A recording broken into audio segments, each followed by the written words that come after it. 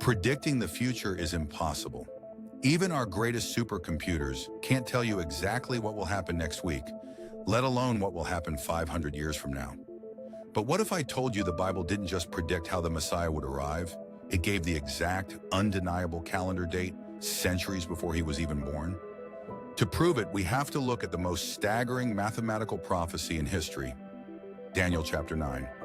While the Jewish people are in exile in Babylon, the angel Gabriel appears to the prophet Daniel and gives him a cryptic timeline. He says in Daniel 9:24, 70 weeks are determined for your people and for your holy city to finish the transgression and to bring in everlasting righteousness.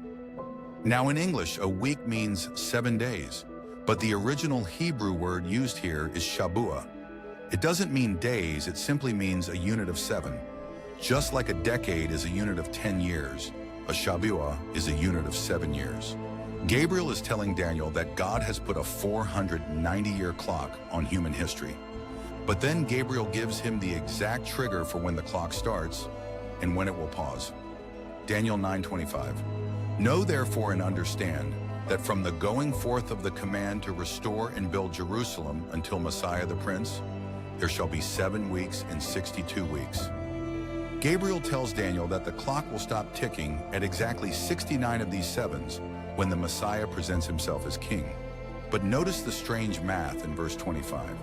He splits the 69 weeks into 2 phases, 7 weeks and 62 weeks. Why the split? Because God is giving them a construction timeline.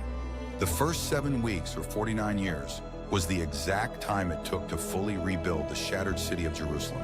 The text says it would be built in troublesome times. History shows the builders faced so many enemy attacks, they had to build the wall holding a brick trowel in one hand and a sword in the other. Exactly 49 years later, the city was finished.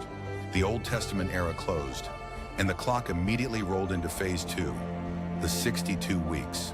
434 years of total silence, just waiting for the Messiah to arrive. 69 times 7 is exactly 483 years. We have our timer. So, when did the clock start? Here is where secular history proves the Bible. We don't have to guess. According to the undeniable recorded history of the Persian Empire, King Artaxerxes issued the specific decree to Nehemiah to restore and rebuild the walls of Jerusalem on one exact date, March 14, 445 BC. The starting gun was fired, but to find the exact finish line, we have to use the ancient prophetic calendar, which used a 360-day year. If we take our 483 years and multiply them by 360 days, we get exactly 173,880 days. No more, no less. If you stand in the Persian court on March 14th, 445 BC, and count forward exactly 173,880 days upon the earth, navigating through leap years and crossing the border from BC to AD, that exact staggering number lands you precisely on one specific morning in history, April 6th, 32 AD. April 6th, 32. AD is the exact day known as Palm Sunday. It is the one and only day Jesus Christ allowed himself to be publicly declared king. As he rode a donkey down the Mount of Olives, the crowds were cheering, but Jesus wasn't smiling. He was weeping. Look at what he says to the city in Luke 19. If you had known, even you, especially in this your day, the things that make for your peace, but now they are hidden from your eyes. He held them accountable for not knowing the math. The clock had been ticking for 5 centuries, and on the exact day it hit 0, their king was standing right in front of them, and the religious leaders rejected him. But wait, Gabriel said there were 70 weeks. We only counted 69. What happened to the final 7 years? The very next verse, Daniel 9:26, tells us, and after the 62 weeks, Messiah shall be cut off, but not for himself. The Messiah would be killed. Cut off, but not for his own crimes. He was cut off for ours. When Jesus went to the cross, the prophetic clock stopped ticking. It paused at week 69. For the last 2,000 years, we have been living in the gap, a period of grace.